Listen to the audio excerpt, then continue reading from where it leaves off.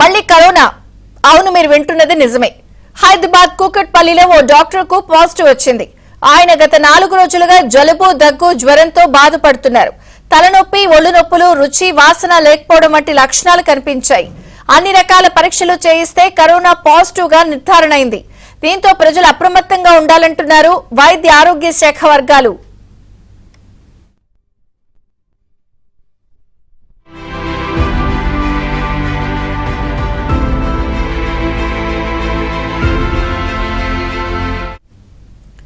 తెలంగాణలో మళ్లీ corona case నమోదైంది. ప్రజలు అప్రమత్తంగా ఉండాలని చెప్పి వైద్య ఆరోగ్య శాఖ నిపుణులు చెప్తున్నారు.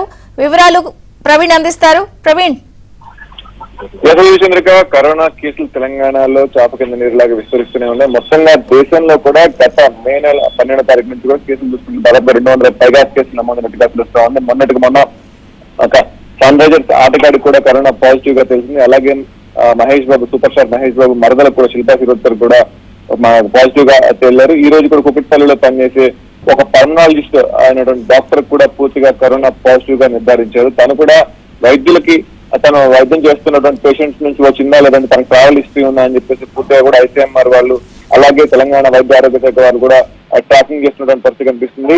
మొత్తానికైతే అటు వైద్యులకే రావటం, అలాగే కేసుల సంఖ్య పెరుగుతున్నటువంటి ఒకంత ఆందోళన అయితే రేగుతా ఉంది. ముఖ్యంగా తెలంగాణ గవర్నమెంట్ కూడా ఈ విషయంలో అప్రమత్తం అయిపోయింది. ఇప్పటికే రేవంత్ సర్కార్ గాంధీ హాస్పిటల్లో 30 బెడ్ల పడకలను కూడా సిద్ధం చేసింది. ఎలాగైతే కరోనా టైంలో సపరేట్ బెడ్స్ ఇచ్చిందో అలాగే ఈసారి కూడా కేసులు పెరుగుతున్నప్పటికీ 30 బెడ్స్ కూడా సిద్ధం చేసినటువంటి పరిస్థితి కనిపిస్తా ఉంది. ముఖ్యంగా కేసులు చూసుకున్నట్లయితే ఇప్పటికీ ఆసియాలో కావచ్చు, ఆసియా దేశాల్లో పెరుగుతూనే ఉన్నాయి. ప్రస్తుతం ఇండియాలో కూడా కేసుల సంఖ్య రోజు రోజుకి పెరుగుతా ఉంది. మనం సింగపూర్ లో చూసినట్టయితే 4 క్రితం చూసినట్టయితే 100లో నమోదైనటువంటి కేసు ప్రస్తుతం వేలలోకి నమోదైన పరిస్థితి కనిపిస్తా ఉంది. అలాగే హాంకాంగ్ కావచ్చు, జపాన్ కావచ్చు, కేసుల సంఖ్య చూసినట్లయితే రోజు రోజుకి వారంలోనే దాదాపుగా రెట్టింపు, ట్రిపుల్ అవుతున్న పరిస్థితి కనిపిస్తుంది. సో ఇండియాలో కూడా దాదాపుగా 200 కేసులు ఈ యొక్క 2 వారాల్లోనే నమోదైన పరిస్థితి కనిపిస్తుంది. అయితే ఇవి నిర్ధారించిన కేసులు.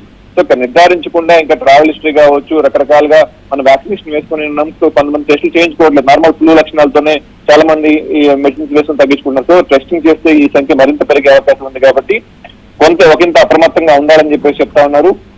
ముఖ్యంగా వృద్ధులు కావచ్చు, పిల్లలు కావచ్చు, ఎవరైతే ఉన్నారో వాళ్ళందరూ కూడా మాస్కులు ధరించాలి. సో బహిరంగ ప్రదేశాలకు వెళ్ళినప్పుడు కూడా కొంత ఇలాంటి కండిషన్స్ ఉన్నప్పుడు, ఒకవేళ దగ్గు, జలుబు, ఈ శ్వాస తీసుకోవడంలో తీవ్ర ఇబ్బందులు ఉన్నప్పుడు అయితే టెస్ట్ చేసుకోవాలని చెప్పి సూచిస్తామని పరిస్థితి కనిపిస్తుంది. ముఖ్యంగా ఈ JN1 వేరియంట్ ఏదైతే ఉందో ఈ వేరియంట్ వల్ల అటు మరణాలు సంభవించకపోవచ్చు కానీ వ్యాప్తి ఎక్కువగా ఉంటుంది. సో వ్యాప్తితో పాటుగా ఈ యొక్క శ్వాసకోశ ఇబ్బందులు అయితే తీవ్రంగా ఎదురవుతా ఉన్నాయి. ఒక్క ఫీవర్ విషయంలో కూడా దాదాపుగా 1 వీక్ వరకు ఫీవర్ వెంటాడుతూ ఉందని చెప్పేసి కూడా వైద్యులు చెప్తా ఉన్నారు.